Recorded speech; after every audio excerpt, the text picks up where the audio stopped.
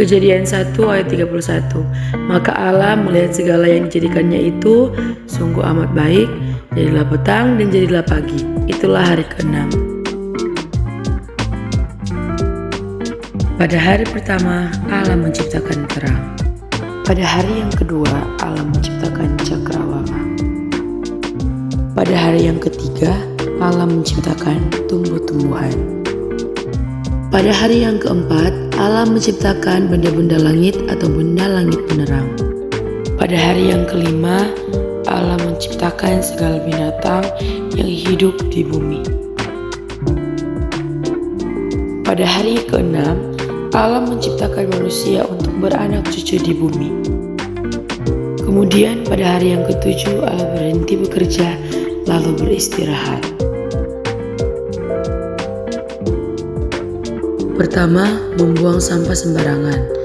Membuang sampah sembarangan di sungai dapat membuat sampah di dasar sungai akan terus tertumpuk sehingga air sungai akan semakin meninggi dan meluap ke permukaan bumi.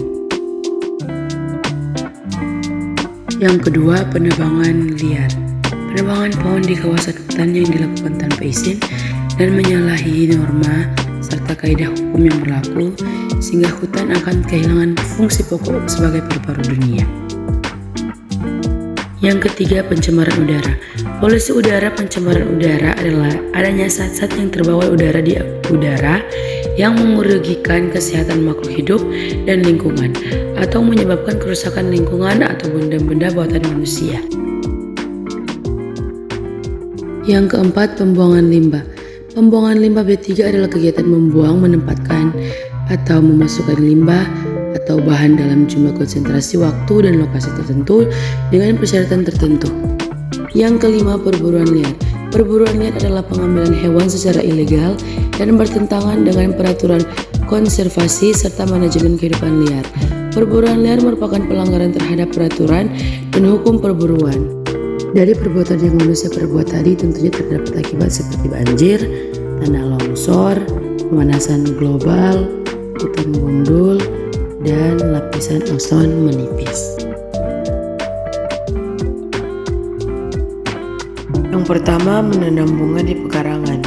Menanam bunga di pekarangan rumah adalah hal yang sangat disarankan jika di sekitar rumah terdapat sumber aroma tidak sedap. Tanaman akan menyaring udara yang membawa aroma tidak sedap tersebut dan mengubahnya menjadi yang lebih baik. Yang kedua, reboisasi. Dengan melakukan reboisasi dapat mencegah terjadinya erosi tanah yang bisa disebabkan oleh angin dan juga air hujan yang berturut-turut.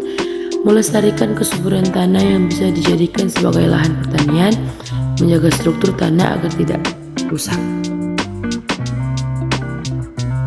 Yang ketiga, buang sampah pada tempatnya. Manfaat dari membuang sampah pada tempatnya adalah mengurangi risiko penularan penyakit sampah organik yang dibuang secara sembarangan rentan dihinggapi serangga dan mikroorganisme, bakteri, jamur, dan virus penyebar penyakit. Yang keempat, membersihkan sungai dan selokan. Sungai yang kotor menjadi salah satu penyebab gangguan kesehatan. Sungai kotor akan menyebabkan bau serta banyak hewan yang tumbuh di sekitar sungai. Tentunya hal ini akan mempengaruhi kesehatan masyarakat yang di dekat sungai. Banjir merupakan salah satu masalah yang sering terjadi saat musim hujan. Banjir sendiri sebenarnya terbagi dua jenis, yaitu banjir lokal dan banjir kiriman. Adanya tumpukan sampah pada sungai tentunya akan membuat banjir mudah terjadi. Yang kelima, melindungi binatang yang mulai punah. Bagaimana cara melestarikan hewan agar tidak punah? Yang pertama, edukasi dan sosialisasi.